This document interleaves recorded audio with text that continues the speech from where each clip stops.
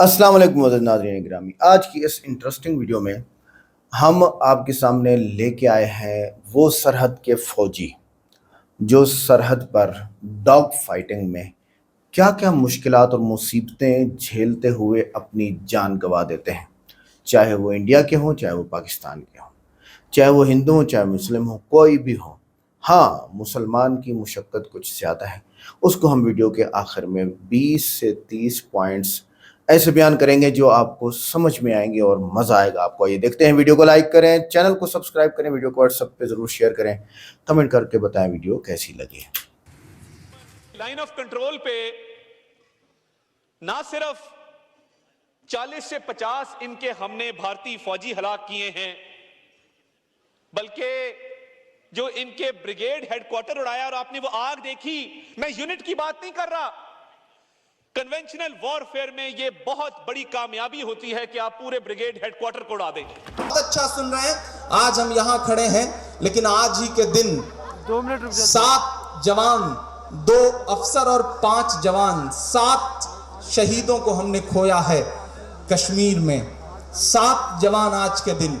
मैं उन जवानों की शहादत को सलाम करता हूं और इस देश की सत्ता से पूछना चाहता हूं कि जब आपने एक सर्जिकल स्ट्राइक कर ही दिया था, जिसमें आप बता रहे थे कि सब तबाह कर दिया है हमने, उसके बाद अब तक तकरीबन 36 से ज्यादा जवान मारे कैसे गए, इसका जवाब कौन देगा। मैं 4 मिसरे पढ़ता हूं साहब और आपसे दुआएं मांगता हूं कि सरहद पर दहशत गर्दों का कब्जा है,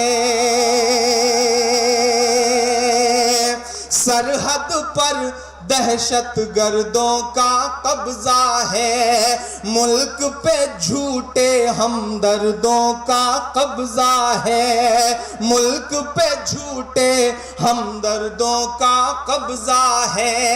एक के बदले 10 सर की उम्मीद न रख।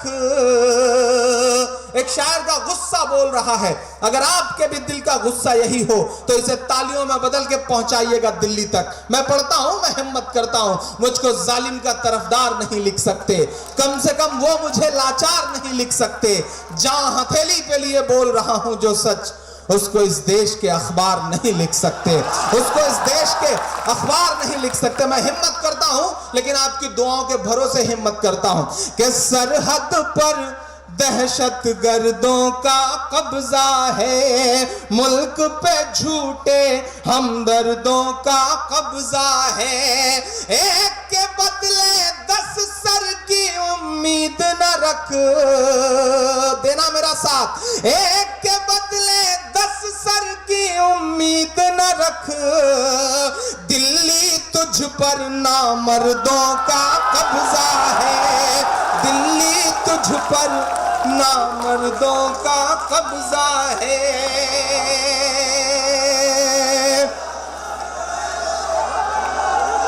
कि सूरज लहू लुहान, बहुत शुक्रिया, सूरज लहू लुहान पड़ा है चाहत का, सूरज लहू लुहान पड़ा है चाहत का, सूरज लहू लुहान पड़ा है चाहत का। साहिब रोशनदान की बातें करते हैं, एक कश्मीर संभाले नहीं संभलता है, और बलूचिस्तान की बातें करते हैं, और बलूचिस्तान की बातें करते हैं। आपकी जानकारी के लिए बताऊं साहब कि जितने जवान शहीद हुए हैं, उरी में 19 जवान हमारे मुल्क के शहीद हुए। मैं सलाम करूंगा उनकी शहादत को, जिन्होंने अपनी लाशों पर हिंदुस्तान की नींव को मजबूत रखा है। मैं सलाम करूंगा 29 जवान जो पिछले दिनों वायुसेना के विमान में गायब हैं, तकरीबन 2.5-3 महीने से। सर्जिकल स्ट्राइक की क्रेडिट लेने के लिए बड़े बड़े पोस्टर चिपकवाने वाला कोई भी शख्स निकल करके ये नहीं बताने के लिए तैयार है कि वो 29 जवान पिछले 3 महीने से कहां हैं। तसव्वुर करिए कि उनके घर वालों के हाल क्या होंगे। एक जवान जिंदा पकड़ा गया है, पाकिस्तान के कब्जे में है, लेकिन ये बड़ी बड़ी बातें करने वाले लोग उस पर चुप हो जाते हैं। शर्म तो तब आती है कि जब जेल में एक कातिल मरता है तो उसकी लाश पर तिरंगा डलने के बाद एक सेंट्रल गवर्नमेंट का मिनिस्टर जा करके उसे नमन करता है, लेकिन एक भी मिनिस्टर, पूरी बात होने दीजिए, एक भी मिनिस्टर सेंट्रल गवर्नमेंट का, नॉट ए सिंगल कोई मिनिस्टर, आज तक जितने जवान इस बीच शहीद हुए हैं, एक भी जवान की शव यात्रा में शामिल होने के लिए नहीं गया। क्या राष्ट्रवाद की बातें यही होती हैं? मैं 4 मिसरे पढ़ता हूं साहब, ऊपर से तिरंगे के अपमान वाली खबरों में भी देश के मंत्री शामिल हैं। नहीं साहब, हम नहीं कबूल कर सकते इस बात को। हमें तिरंगे की अजमत और उसकी खूबसूरती से प्यार है। मैं 4 मिसरे पढ़ता हूं साहब कि अच्छा मुहूर्त है इसी साल चला जाए। थोड़ा सा आइए जोश में, आप बीच के भी लोग, आप मेरा साथ दें। मैं पढ़ता हूं, एक जुमला उछलता है साहब, कुछ अजीब अजीब चेहरे वाले लोग कहते हैं कि लीजिए टिकट, पाकिस्तान चले जाइए। हम क्यों चले जाएं साहब, ये हमारे बाप दादा का मुल्क है, हम क्यों चले जाएं? हम नहीं जाएंगे। और जो ये बातें कहते हैं उन्हें बता दिया जाए कि आप बाय डिफॉल्ट हिंदुस्तानी हैं, हम बाय चॉइस हिंदुस्तानी हैं। हमने हिंदुस्तान को चुना है। इस मुल्क पर हमारा हक आपसे 1 गुना ज्यादा है, क्योंकि हम चाहते तो पड़ोस में जा सकते थे। उधर से जिन्ना साहब आवाज लगा रहे थे कि मुसलमानों चले आओ, लेकिन जब जामा मस्जिद की मिंबर से मौलाना अबुल कलाम आजाद ने कहा कि नहीं, ठहर जाओ, यही तुम्हारा मुल्क है, तो आज ये जो लोग सामने दिखाई पड़ रहे हैं, इन्होंने कहा कि नहीं, यही सच में हमारा मुल्क है। हमारी उस मोहब्बत की तो कद्र करिए। मैं 4 मिसरे पढ़ता हूं साहब कि अच्छा मुहूर्त है इसी साल चला जाए, लेकर के तंबू तिरपाल चला जाए, लेकर के तंबू तिरपाल चला जाए। जिसको तिरंगे की अजमत से प्यार नहीं, बात सच्ची हो तो साथ देना मेरा, जिसको तिरंगे की अजमत से प्यार नहीं, भारत छोड़ के वो नेपाल चला जाए, भारत छोड़ के वो नेपाल चला जाए, भारत छोड़ के वो नेपाल चला जाए। जिसको तिरंगे की अजमत से प्यार नहीं, भारत छोड़ के वो नेपाल चला जाए। बहुत शुक्रिया, बहुत मोहब्बत है। एक नज्म आपको सुनाना है, बिल्कुल ताज़ा सी, बिल्कुल नई सी। वो सुनाने के लिए अब तक मैं सारी बदमाशियां कर रहा था, आपको मूड में लाने की कोशिश कर रहा था। बस थोड़ा सा आप और जुड़ जाएं, क्योंकि आपकी दाद, आपकी मोहब्बतें हमारे लिए वैसे ही हैं जैसे अमर सिंह के लिए जया प्रदा। तो थोड़ा सा ठीक ठाक ढंग से बजेंगी तो अच्छा रहेगा। मैं 4 मिसरे पढ़ता हूँ, जो कुछ मेरे आंखों के सामने बड़े बुजुर्ग इधर भी बैठे हैं, मैं उनकी भी खुसूसी दुआएं चाहूंगा। अच्छा, ये बिजनौर है साहब, जी मैं पढ़ दूंगा। जो बड़े बुजुर्ग बैठे हैं उनकी भी थोड़ी सी शिरकत चाहूंगा। हालांकि ये बिजनौर है, तभी रुखसार पड़ रही थी तो कई बुजुर्गों ने अपनी आंखों के चश्मे उतार के साफ किए थे। उससे समझ में आ गया था कि साहब ये बड़ा खतरनाक सा बिजनौर है। एक दिन रेलवे स्टेशन पे 3 बुजुर्ग खड़े थे, माशाअल्लाह। एक बड़ी खूबसूरत सी लड़की सामने से गुजरी तो एक बुजुर्ग ने उसे देख के कहा सुभान अल्लाह। दूसरे साहब ने और गौर से देख के कहा माशाअल्लाह। तीसरे चचा ने कुछ ज्यादा ही गौर से देख के कहा इंशाअल्लाह। ये जो इंशाअल्लाह वाला एहसास है साहब, मैं उसे सलाम करता हूँ और 4 मिसरे पढ़ता हूँ। बस थोड़ा सा आपकी और शिरकत हो जाए तो फिर एक नज्म सुनाऊं बिल्कुल नई सी साहब कि पुराने हाल से बदतर सभी का हाल कर डाला, पुराने हाल से बदतर सभी का हाल कर डाला। कभी कश्मीर कर डाला, कभी भोपाल कर डाला, कभी कश्मीर कर डाला, कभी भोपाल कर डाला। कहाँ वादा था हर खाते में 15 लाख आएंगे,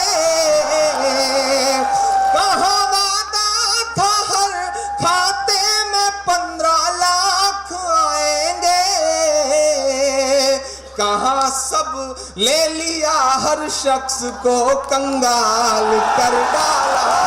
कहाँ सब ले लिया, हर शख्स को कंगाल कर डाला। बिजनौर वालों, कभी सोचा है आपने कि आप 500 के पुराने नोट से डीजल खरीद सकते हैं, पेट्रोल खरीद सकते हैं, लेकिन दूध नहीं खरीद सकते, सब्जी नहीं खरीद सकते, अनाज नहीं खरीद सकते? क्यों? क्योंकि डीजल और पेट्रोल अंबानी का है, दूध, सब्जी और अनाज किसान का है। उनका सामान बिकेगा पुराने नोट से भी, लेकिन आपका सामान नहीं बिकेगा। कभी आपने सोचा है आपने कैसी हुकूमत अपनी आंखों के सामने रखी है? आपने कभी सोचा है कि इधर नोटबंदी से लोग कतारों में मर रहे हैं, उधर कब विजय माल्या समेत देश के कई बड़े उद्योगपतियों का कर्जा एसबीआई ने साइलेंट मोड में डाल दिया, यानी कि वसूल पाने की उम्मीद खत्म कर दी? कभी आपने सोचा है कि ये सरकार इस वक्त देश की बैंक जो है वो कर्जे में है, लेकिन अडानी को 72,000 करोड़ का कर्जा पिछले दिनों सैंक्शन हो गया? कभी आपने सोचा है साहब? नहीं सोचा। मैं एक नज़्म पढ़ता हूं कि जालिम तानाशाह की देखो ये कैसी मनमानी है, जालिम तानाशाह की देखो ये कैसी मनमानी है, जालिम तानाशाह की देखो ये कैसी मनमानी है। कारोबार हुए हैं चौपट और बर्बाद किसानी है, कारोबार हुए हैं चौपट और बर्बाद किसानी है। लगता है उस शख्स ने हिटलर बन जाने की ठानी है। अगला मिसरा सच्चा हो तो मुहर लगा देना मेरी बात पे, बिल्कुल नई सी नज़्म सुना रहा हूं।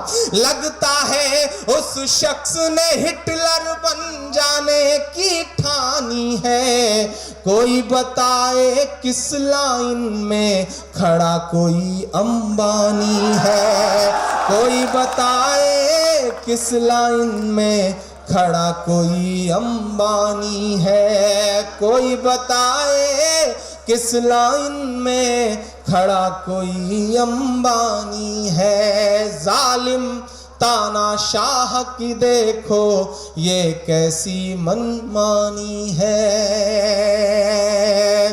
मित्रों, काला धन आएगा कि नहीं आएगा? 15 लाख खाते में आएगा कि नहीं आएगा? जो कहते थे 100 दिन के अंदर काला धन लाएंगे, जो कहते थे 100 दिन के अंदर काला धन लाएंगे, काला धन ना ला पाए तो खुद फांसी चढ़ जाएंगे, काला धन ना ला पाए तो खुद फांसी चढ़ जाएंगे।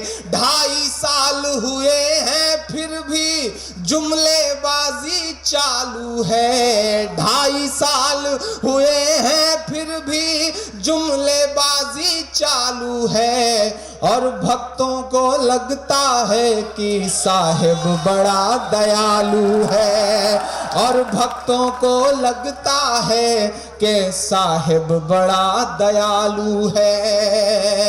देश कतार में खड़ा रुचिवीर जी, और तर्क कैसे कैसे दे रहे हैं भक्तगण कि सरहद पर सेना का जवान कई कई दिन देश की हिफाजत में लाइन में सरहद पर खड़ा रह सकता है, तो आप बैंक की लाइन में क्यों नहीं लगे रह सकते? कैसे कैसे तर्क दिए जा रहे हैं। एक बैंक में लाइन लगी थी, सब तपे हुए तो कोस रहे थे साहब को। एक भक्त पहुंचा, उसने कहा कि आप देश हित में लाइन में नहीं लगे रह सकते। जब सेना का जवान लाइन में रहता है, -डिग्री टेम्परेचर में रहता है। एक पहलवान साहब सामने खड़े थे, बिजनौर के थे, गुस्सा आ गया, पलट के कूट दिया उन्होंने बल भर। तो उन्होंने कहा कि भैया, भक्त ने कहा मैं तो बस समझा रहा था, आप तो हिंसा पे उतारू हो गए। तो पहलवान साहब ने कहा कि जब देश हित में एक सेना का जवान अपने सीने पे गोली खा सकता है, तो तुम 10-20 लाख भी नहीं खा सकते देश हित में साहब। ये हालत हो गई है। कैसे कैसे तर्क गढ़े जा रहे हैं। मैं पढ़ता हूं साहब।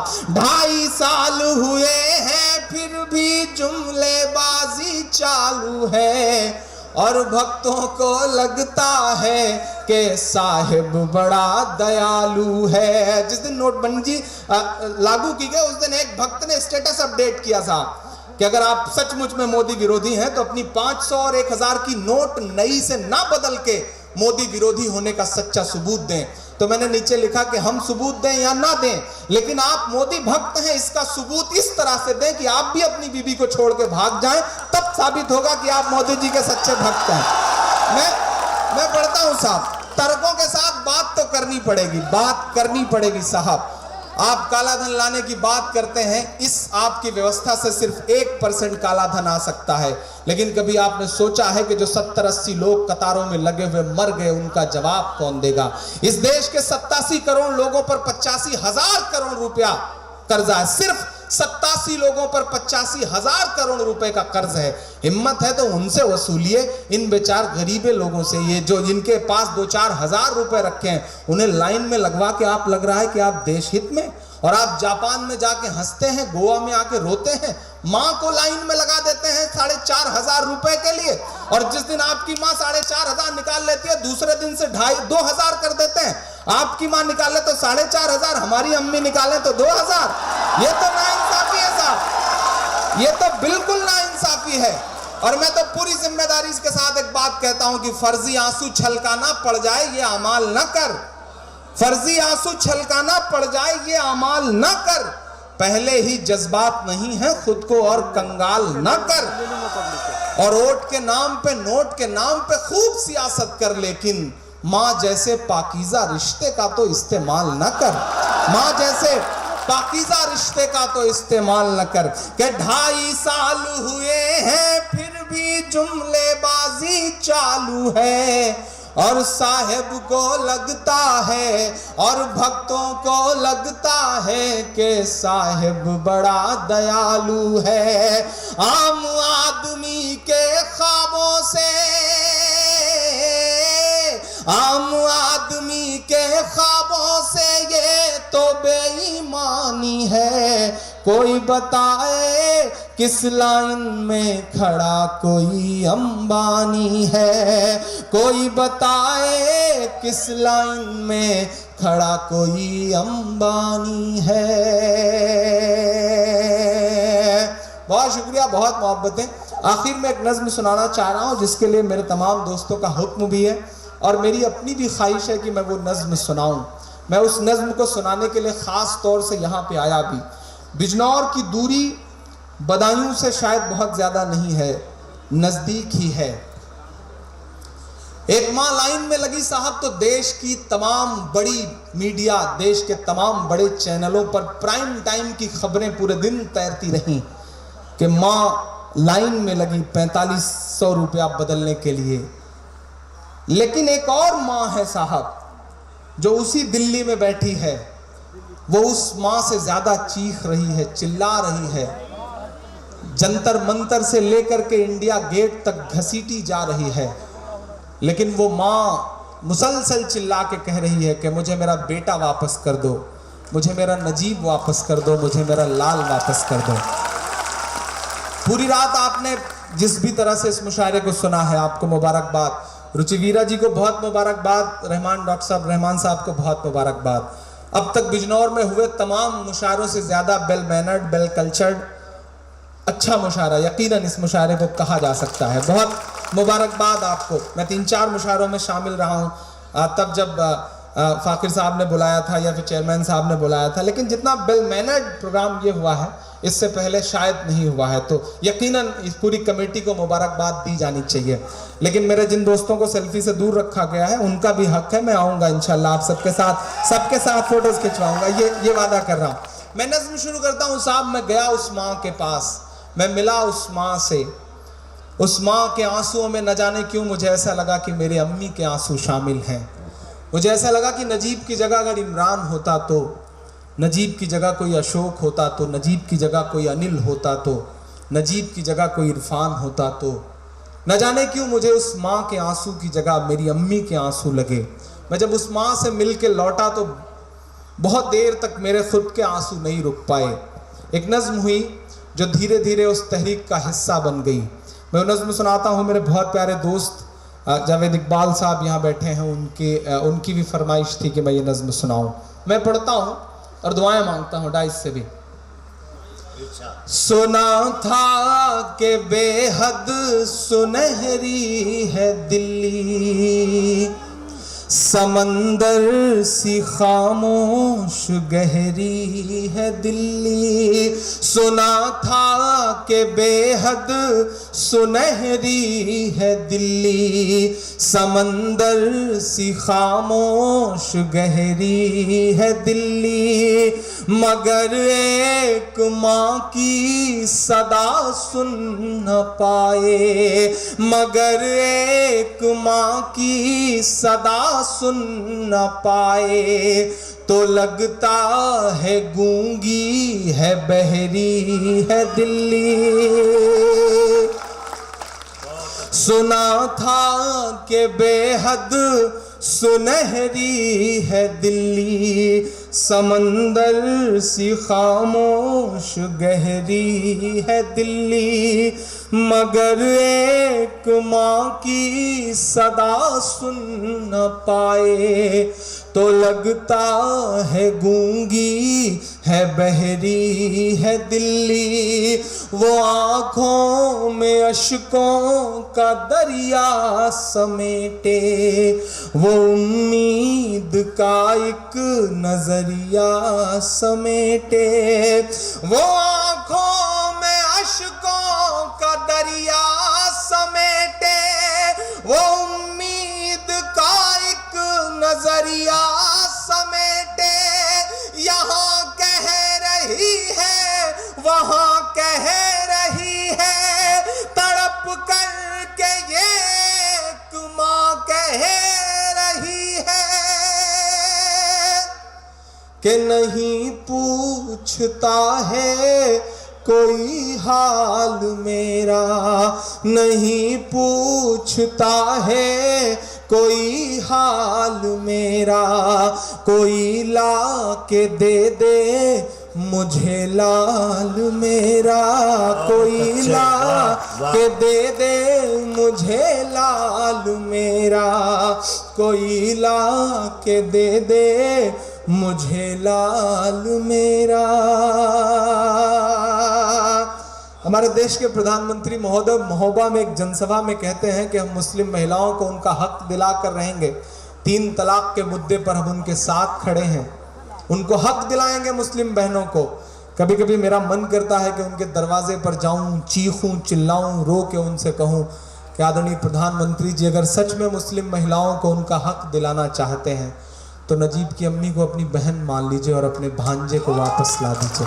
हम बस इतनी गुजारिश कर रहे हैं कि आप नजीब को वापस ला दीजिए। ये जितने भी मुद्दों से ध्यान भटकाने की कोशिशों वाले सवाल हैं, उन्हें एक दरकिनार करके मैं आपसे गुजारिश करता हूं कि पूछना शुरू करिए। जहां भी बैठिए, जिस जगह भी बैठिए, सिर्फ एक सवाल पूछिए सिस्टम से, हुकूमत से, प्रशासन से कि नजीब कहां है। हमें नजीब वापस चाहिए और जिंदा वापस चाहिए। मैं पहला बंद पढ़ता हूं इस नज्म का।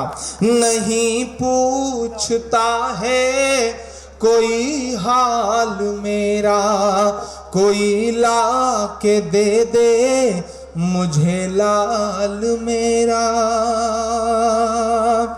कि उसे ले के वापस चली जाऊंगी मैं, पलट कर कभी फिर नहीं आऊंगी मैं।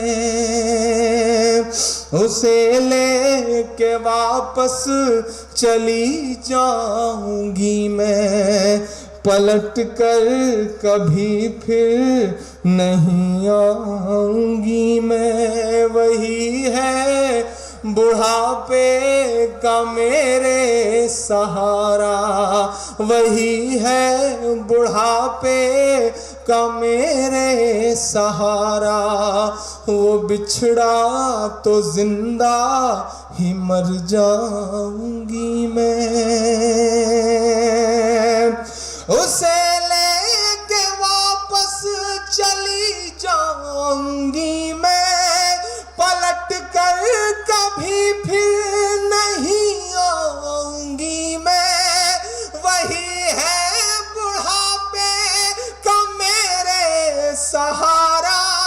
वो बिछड़ा तो जिंदा ही मर जाऊंगी मैं, वही है मेरी जिंदगी की कमाई, वही है मेरी जिंदगी की कमाई, वही तो है सदियों का आमाल मेरा, कोई ला के दे दे मुझे लाल मेरा, कोई ला के दे दे मुझे लाल मेरा। आखिरी बंद पढ़ता हूँ इस नज्म का। कभी कभी मैं सोचता हूँ साहब के वाई कैटेगरी की सुरक्षा लेकर के अपने न्यूज़ रूम में बैठे हुए जो टीवी एंकर हैं, उन्हें नाग और नागिन की खबरें दिखाई पड़ती हैं साहब, उन्हें तमाम फिजूल खबरें दिखाई पड़ती हैं साहब, लेकिन अपने न्यूज़ रूम से महज 4-5 किलोमीटर दूर बैठी हुई एक माँ नहीं दिखाई पड़ती, रोती हुई माँ नहीं दिखाई पड़ती। क्यों आखिर इतनी नफरतें कहाँ से लाए हैं लोग?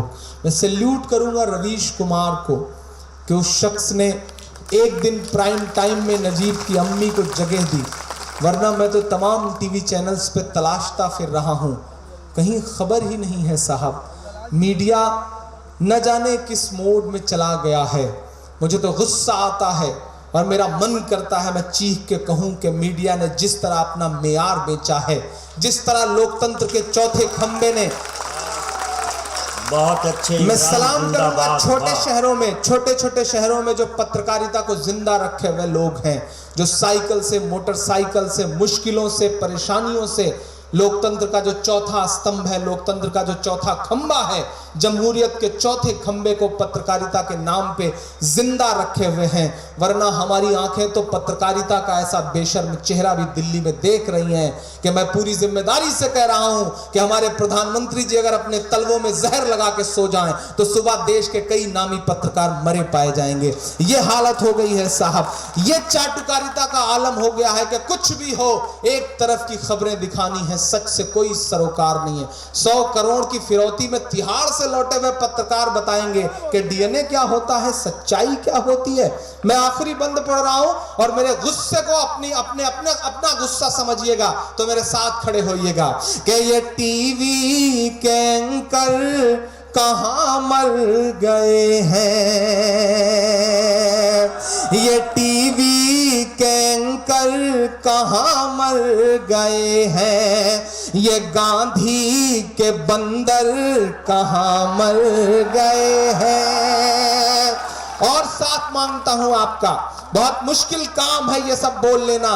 इस देश के तमाम बड़े टीवी चैनल्स के तमाम बड़े एंकरों को इस तरह निशाने पे लेके बोलना वाकई बहुत बड़े कलेजे का काम है। लेकिन न जाने क्यों ऐसा लगता है कि सच बोलने की इस जद्दोजहद में कितना भी बड़ा नुकसान क्यों ना हो जाए, इंशाअल्लाह सच बोला जाएगा, आखिरी दम तक बोला जाएगा। जो कहते हैं इस आंधी में पर ना तोला जाएगा, जो इस बात पे खुश हैं हमसे लब ना खोला जाएगा, उनसे कहो हम तूफानों से डरने वाले लोग नहीं, कातिल को मरते दम तक कातिल ही बोला जाएगा, कातिल को मरते दम तक कातिल ही बोला जाएगा। दोस्त कहते हैं इमरान डरा करो परेशान हो जाओगे, ऐसा हो जाएगा वैसा हो जाएगा, किसी सिक्योरिटी में नहीं चलते हो, तन्हा चलते हो।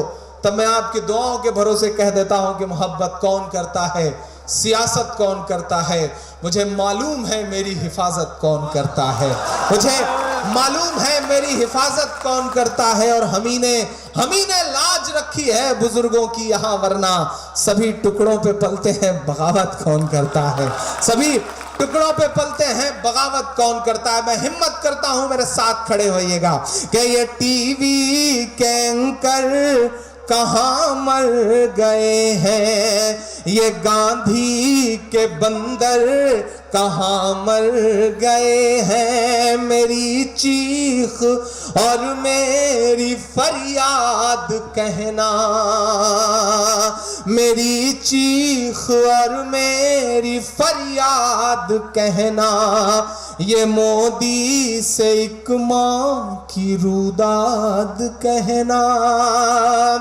कहीं झूठ की शख्सियत बह न जाए। 22 अक्टूबर को कही थी मैंने ये नज्म, 8 नवंबर को एक फैसला उन्होंने लागू किया है। मैं उस तो नाज़रीन गिरामी, प्रतापगढ़ी साहब ने जो बातें की हैं वाकई कमाल की हैं।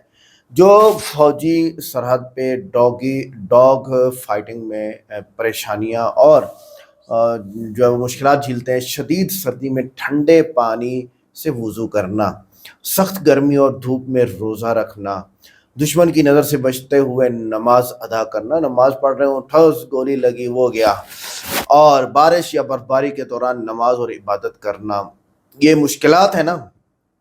नींद की कमी के बावजूद तहज्जुद, फ़र्ज और फ़र्द नमाज की पाबंदी करना, सुबह उठते हैं नमाज पढ़ते हैं फौजी। जैसा कि मैं सुन रहा था पाकिस्तान के जो जर्नल हैं आसिम मुनीर बाजवा, तो वो बता रहे थे कि ईमान, इत्तिहाद और जिहाद फी सबीलिल्लाह ये हमारी वार यानी हमारी जो जंग है उसका एक मेन हिस्सा है। ठीक है, इसी तरह इंडियन अपने जो है वो गीता के वो लगाते हैं, पम्फलेट लगाते हैं और कड़ा बांधते हैं, फलां उनके शिरकिया अपने मसाइल हैं। दुश्मन की नज़र से बचते हुए नमाज अदा करना, नींद की कमी के बावजूद फ़र्ज नमाज अदा करना, भूख और प्यास के बावजूद सब्र और इबादत जारी रखना, मुसलसल सफ़र और जो चौकस रहने के बावजूद दीनी फ़राइज़ अदा करना, वज़ू के लिए पानी ना होने की हालत में तयम्मुम करना। तयम्मुम कहते हैं कि पानी नहीं है, आप मट्टी के ऊपर जो है हाथ मसल के अपने बाजू और चेहरे पर मलते हैं, आपका पूरा वज़ू हो जाता है, वो भी मुश्किल काम होता है। नापाक या गंदी जगहों से बचकर नमाज के लिए पाक जगह तलाश करना, ये भी मुश्किल काम होता है। और दुश्मन के हमले के ख़तरे में भी इबादत को तर्क नहीं किया जाता। हालत जंग में रोज़े की हालत में जिहाद करना, आप मिसाल के तौर पर 8 आदमी हैं तो 4 नमाज पढ़े 4 पहरा देंगे ना, फिर वो जब 4 फारिग हो जाएंगे तो दूसरे 4 पढ़ेंगे, पहले वाले 4 पहरा देंगे।